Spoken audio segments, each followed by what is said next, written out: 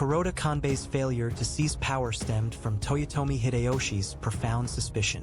Hidden behind this were Kanbei's dangerously brilliant abilities and Hideyoshi's own human frailties. In his later years, Hideyoshi feared Kanbei, declaring him the next ruler of Japan. Though he valued Kanbei's talent highly, Hideyoshi exiled him to Kyushu and restricted his influence by limiting his landholdings. However, yet, an even more astonishing truth was hidden beneath the surface. Why did Kanbei willingly relinquish his chance to rule? And what thoughts truly lay within his heart? In this video, we will reveal everything. Why Kanbei never seized power, how Hideyoshi came to distrust him, and what ambitious plot he concocted during the Battle of Sekigahara. Let us now delve into the untold truth of why Kuroda Kanbei, the strategist of his age, never became ruler. In the main segment, we will also explore another reason why Kanbei chose absolute obedience to Hideyoshi. In his youth, Kanbei had an audience with Oda Nobunaga. His genius was recognized, and Nobunaga hailed him as a man who would bestride all of Japan. As a chief retainer of the Kodera clan, facing a desperate situation at Himeji Castle, he unilaterally decided to pledge allegiance to Nobunaga. This led to his fateful encounter with Hideyoshi. Serving Hashiba Hideyoshi during the Harima campaign, Kanbei's brilliant strategies guided Hideyoshi's forces to victory.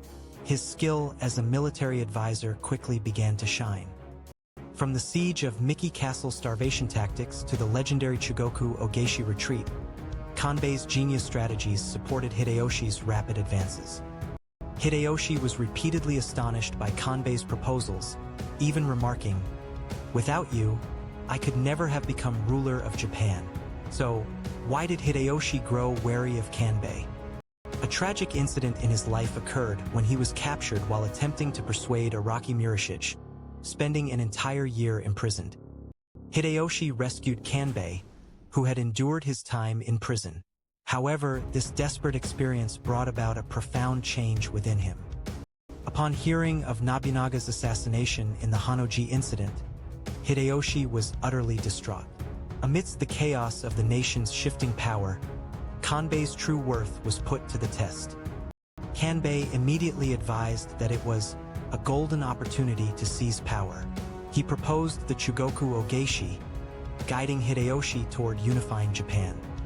After quelling the chaos following Nobunaga's death, Hideyoshi marveled at Kanbei's terrifying foresight and decisive judgment. Simultaneously, he began to harbor deep suspicions. So, how did this suspicion affect Kanbei? While Hideyoshi treated Kanbei favorably, he also tended to keep him from key positions and suppress his landholdings. This treatment was precisely because of Kanbei's talent. Despite achieving great feats in the Kyushu campaign, he was granted only 120,000 koku in Busanakatsu. This was far too low a landholding to aim for national rule. Kanbei's second son, Kuroda Kuminojo, drowned during the Korean invasions. This personal tragedy cast a deep shadow over his heart. There is an anecdote that in his later years, Hideyoshi remarked, "The next ruler of Japan will be Kanbei." It was a terrifying assessment had Kanbei himself heard it. In his final years, Hideyoshi feared Kanbei more than his own son, Hideyori, genuinely believing Kanbei's existence threatened Hideyori's reign. So, how did Kanbei react to Hideyoshi's suspicion? Kanbei, aware of his own dangerous talent, became a monk and adopted the name Jasui. By demonstrating a detachment from worldly power, he sought to appease Hideyoshi's suspicions. He publicly pledged loyalty to Hideyoshi and vowed to support Hideyori. This was a clever strategy by Kanbei to reassure Hideyoshi. Then came Hideyoshi's death. The nation plunged into an era of great upheaval, heading towards the Battle of Sekigahara, and the fate of Japan became uncertain. Jasui was living in retirement in Kyushu, but his eyes keenly observed the changing tides of power. Behind his outward retirement lay a profound intention. Outwardly retired, he was secretly amassing troops and closely monitoring the nation's developments. So, what was Kanbei plotting during Sekigahara? The Battle of Sekigahara erupted. Tokugawa Ieyasu and Ishida Mitsunari clashed, betting the fate of the nation in a great war that engulfed all of Japan. Yasui began his own independent actions in Kyushu, neither allied with the Eastern nor Western armies. He progressively conquered former territories, expanding his influence. With only a small force, he swept through Kyushu. His momentum was a daring move, enough to sway the fate of the nation. His son, Nagamasa, actively served Ieyasu's eastern army. However, even Ieyasu could not discern Yasui's true intentions. Yasui genuinely intended to wait for the Battle of Sekigahara to drag on, then exploit the exhausted armies for a decisive strike, seizing control of Japan.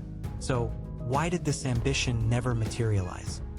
The Battle of Sekigahara concluded unexpectedly quickly with Ieyasu's victory. Power rapidly shifted towards the Tokugawa.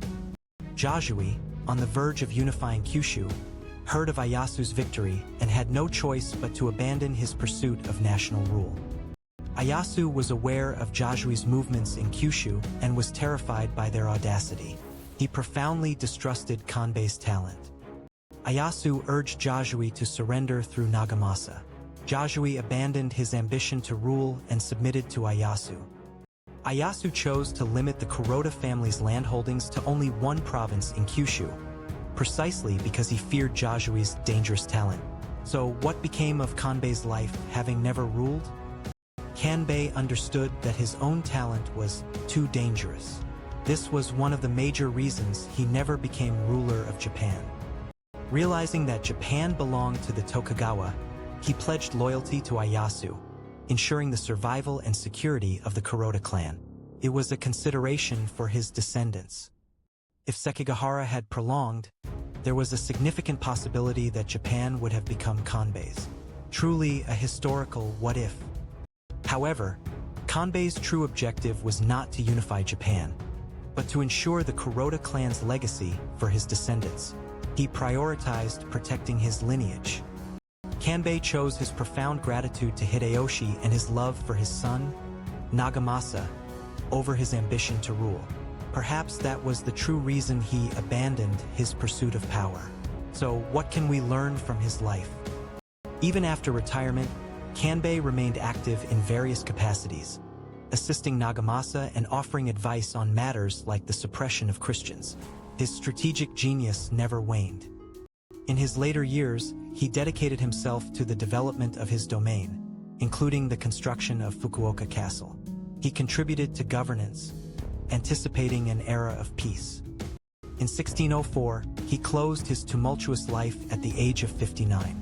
The era he lived through was one of intense upheaval. His military strategies commanded respect even from Hideyoshi and Ieyasu, but it was precisely his genius that kept him under constant suspicion. He possessed an intellect too dangerous. Kuroda Kanbei. He was a rare strategist who possessed the talent to rule Japan but deliberately chose not to. His decision held profound reasons. Why did Kanbei not seize power? It was due to Hideyoshi's deep suspicion, his limited landholdings as a vassal insufficient for ruling Japan, and the early conclusion of Sekigahara. How did Hideyoshi view Kanbei with such suspicion? He feared his talent, and in his later years, even considered him a threat to his son Hideyori, keeping him from key positions and restricting his actions by limiting his landholdings. What did he plot during the Battle of Sekigahara? It was an audacious and grand ambition, to wait for both Eastern and Western armies to exhaust themselves, then seize control of Japan in one decisive move, like a fisherman benefiting from the struggle of others. However, perhaps his loyalty to Hideyoshi and the pragmatic choice to preserve his family line for his son's generation, rather than his ambition for power, ultimately diverted him from the path of becoming ruler. Kuroda Kanbei. If his strategic brilliance and ambition had been fully unleashed, the history of Japan might have been entirely different.